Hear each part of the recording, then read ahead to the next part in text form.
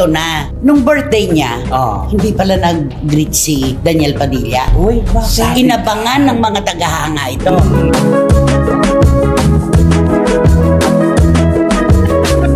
Pangalawa, dead ma raw si Daniel Padilla sa mga sexy photos ni Catherine. Ay.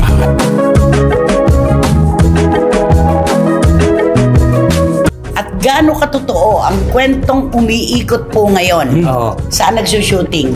Ang incognito? Sa Baguio. Baguio. Merong balita. Ito po ay po pwedeng i-deny ni Daniel.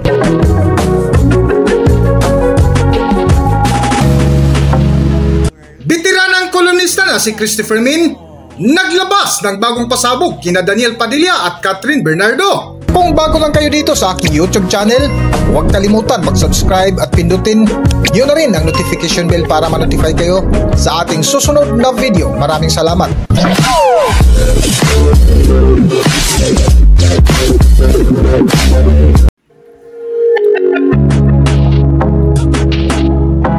Matapos na ang taunang selebrasyon ng ABS-CBN Bowl 2025 na kung saan mainit na pinag-usapan ngayon, mapapubliko man at social media, una nga sa mainit na talakayan ay ang mga pabunggahang kasuotan ng mga dumalo. Kasunod dito ay ang mga celebrities na rumampas sa entablado sa gabi ng event.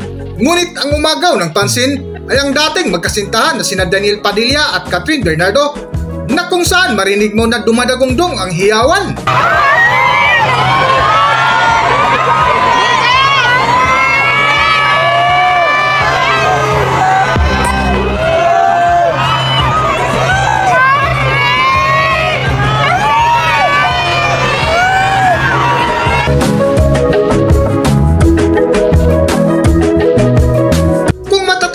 Nakalipas na araw ay isang pasabog ang inilabas ni Nanay Christopher Min sa kanilang vlog na kung saan may binulgar sila sa ginawang pandididba ni Daniel Padilla nitong nakalipas na karawan ng kanyang dating nobya na si Catherine Bernardo. Unahin muna natin, eto, yung sa bench. Ito. Oo. Ayan, pagmasdan natin, rumarampa. Diba? Napakaganda.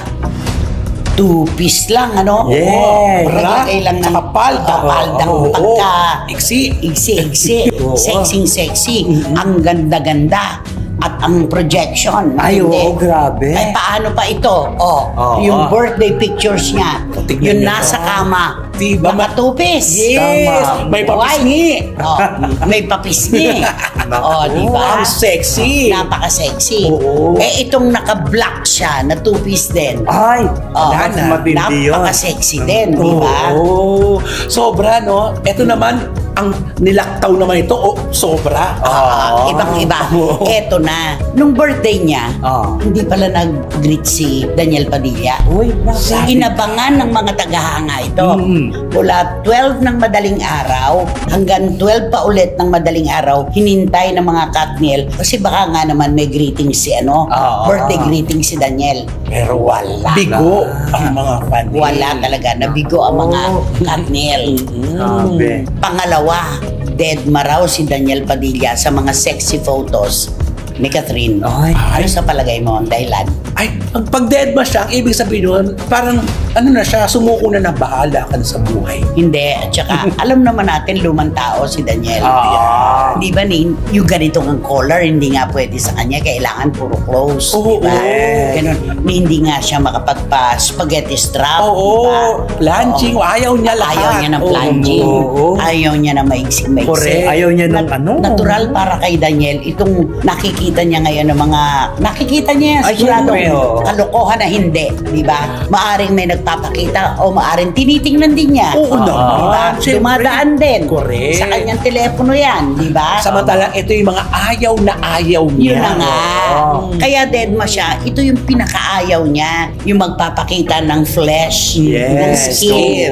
Si Catherine. Palagay mo bakit hindi naman nag-birthday greetings man lang? In public siguro tingin ko hindi siya nagbigay ng... Wala rin namang personal na pagbati. Ay, nako. Palagay mo bakit? Baka siguro ano na siya. Suko na. Hindi naman siguro sumuko, baka siguro na ipinapakita niya lang siguro sa mga fans at kay Katen na nakalimutan na kita. Huwag na may nakalimutan. Tumigil na Kasi mahirap kalimutan ng 11 taon ng relasyon. Maaaring tanggap ko na Parang Pwede. ganon. O kaya Alam ko naman, na nangyari. para wag na akong maano na ginagamit ko kasi Oo. At para hindi na rin ako i-bash. Oo. Diba? Pwede. Self-love. Diba? Tama. Yun. At pangalawa, yung mga sexy photos, ito yung ayaw ko eh. Talagang kinakalaban ako eh. Parang ganon. Oo. Kinokontra ako nito eh. Mm. Ba't niya papansinin? Diba? Sabagay. Yun eh.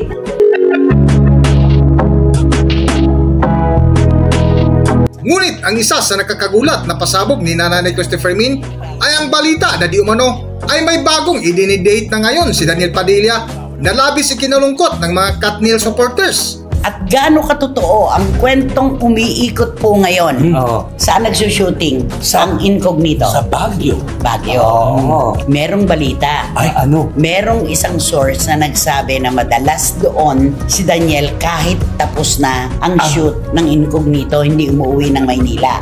Ganon? Bakit daw? Meron daw isang girl na parang ililigawan niya. Oy, Oh. Nililigawan nagpaiwan niya. siya dun. Parang ganon. Kaya naman pala wala na siyang ma-comment. Kasi Oo. nililigawan naman May pala. pinagkakaabalahan. Oo. Ito po ay po pwedeng i-deny ni Daniel at sabihin na naman na, nako, eto na naman, may mga gumagawa na naman ng kwento. Oo. At pwede rin namang tanggapin niya para naman masabi naman ng ating mga kababayan na kaya naman pala.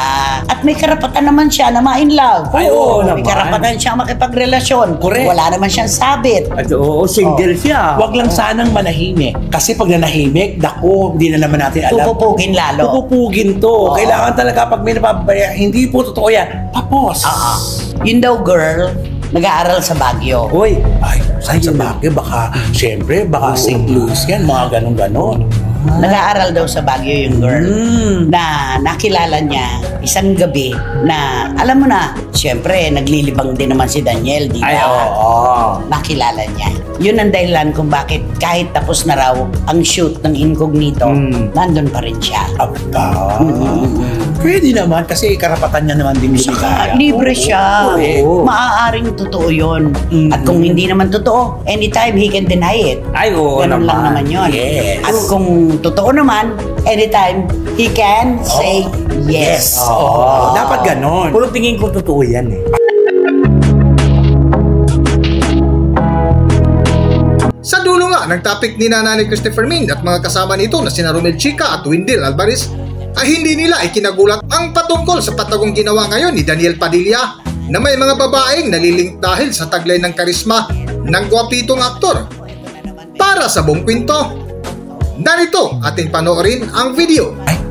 Kasi sa mukha pa naman ni Daniel, sino ba naman ang hindi babae Sinong ma-in-love? babae Ang hindi ang ma-in-love? tatanggi? Yes. Oo naman, no. Oo. Kahit yung babae, di ba kayo madaanan ka lang. Ay, naku, ako na lang. Di ba? Ako na lang. Pag Ano may kasabihan nila? Lundagan mo lang ako, magdadalang tao na ako. Ay, oo. Diba? Yung ganon. Ayun, napakagwapo, sikat. Tapos alam naman ng publiko na wala ng karelasyon, natural. Tama, diba? oo. At saka bata pa si Daniel. Naku, kapag umingi itong kwentong ito, mawawala na naman ng pag-asa ang mga Katniel. Yun Ay, nga, yun oo. na. Pero wala tayong magagawa. Yan ang pinag-uusapan talaga ngayon. At hindi pwedeng itago yan. Sus Mariosep, ang mga marites, they're everywhere. Ay, oo, Diba? naman. Kahit nga sa loob ng simbahan, ang daming marites. Ay, sinabi mo pa. tama. Diba? Oo. Naalala mo yung kay Paolo Contis? Ay. At saka yung kay, ano? Yen? Oo. Di ba nagsimba yun? Nagsimba lang yun, Oo, ha? nagsimba lang, ha? Pero hindi nakalusot. Ah, siyempre may nakakita. Alam mo naman yung mga marites. Booking, di ba? Lalo na ito, sikat na si Daniel. Oo naman. Hindi may itago ito. Alam mo, ang swerte mo. Ganon. Ang gwapo dyan. Oo. Kayo naman, puro kagwapuhan ni Daniel. Magaling na siyang aktor ngayon. Ay, isa Oo pa yun. naman. Idagdag ka natin ngayon yun. Sana makita na niya yung kapatid niya. Sa incognito. Baka naman hinahanap niya doon. Ay, Ayun, baka. kaya Kaso nagpaiba. iba nakita. Hanggang dito na lang muna ang ating video at kung nagustuhan nyo, huwag kalimutan mag-subscribe at pindutin nyo na rin ang notification bell para ma-notify kayo sa ating susunod na video. Maraming salamat!